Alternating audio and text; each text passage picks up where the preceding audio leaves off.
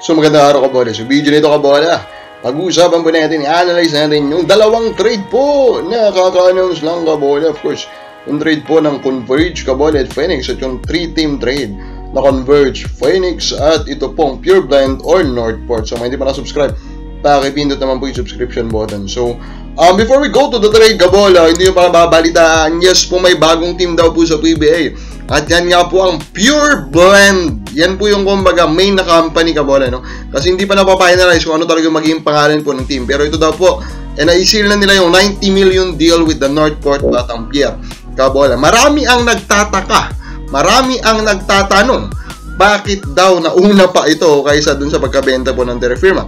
And the question is, who knows? Pero still, we are happy to see na nabenta na po ang isa sa mga tinaguriang farm team po sa PBA. Although of course, there's still a big question mark kung legit team ba itong Pure Blend kabola, di ba? Marami pong nagtataka, na maraming nagtatanong kasi konektado pa rin daw ito kay Coach Bonitan kabola. Now, ito na tayo sa trade, pag-usapan natin. First one na yung 3-team trade kabola. Evan Nelly napunta po sa Phoenix. Yung rights ni Larry Muyang napunta sa Converge. And si Jayo Ambuhot ang napunta po sa Northport or Pure Blend kabola. So, is this a fair exchange? For me, yes, kabola. Diba? All of them, in reality, currently, are not starting caliber or they are not starters. So, we are all talking about a bench players here, kabola, and pinagpalit-palit lang naman po sila. Pero maganda actually pag-usapan kung paano yung future ng mga players na to. Evan Nelly, I'm excited to see him in Phoenix, kabola. Nagulat ako na sa Northport kung saan need na need nila ng point guard, hindi din siya nabigyan talaga ng consistent na minutes. Which for me, actually speaks a lot of things about his current play, kabola. Kasi Coach Bonitan is a very good coach, kabola, di ba? Champion coach yan sa NCAA. So, hindi siya nabigyan ng consistent minutes doon. So, let us see kung sa Phoenix, kabola, mas pagkakatiwalaan siya, and with his Northport, kabola, is mas nag-blossom po yung kanyang laro. Larry Muyang, currently, kabola, maalala nyo, ito po ay nasuspend, kabola, di ba? Siya po ay currently banned, actually po, by the Phoenix, kabola, dahil na sa ligang labas issue.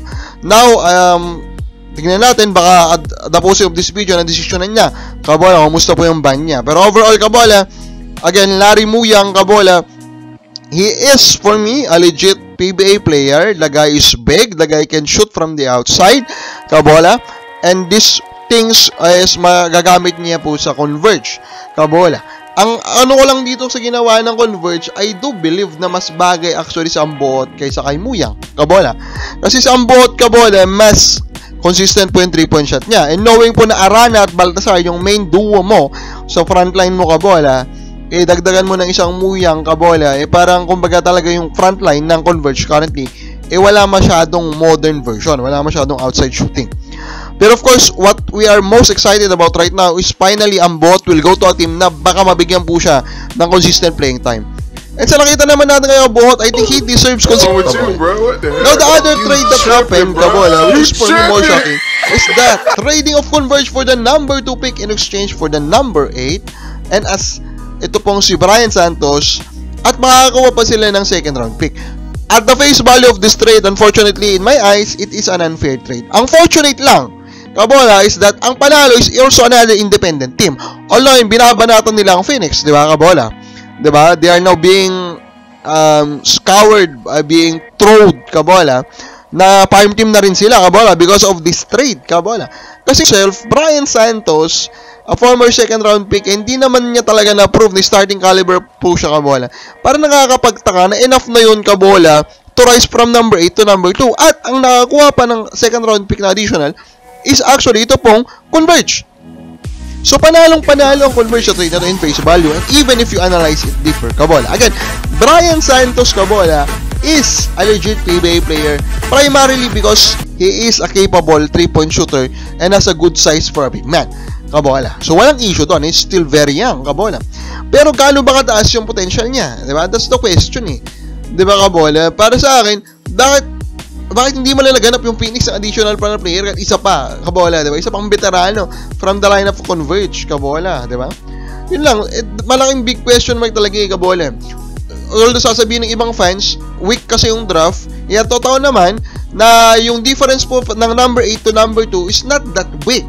Unlike like last year, diba? Like last year kasi we're talking about bare field eh. Level, kabola. Diba? From example, Lemeti to Bearfield, ganun kasi yung level last year. Ngayon, Kabola, hindi ganun po.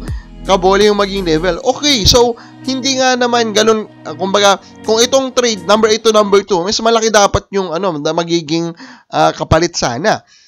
Pero Brian Santos is still in my eyes, is not enough. Kababal, sa bagay mo, sapat na ba kami na po?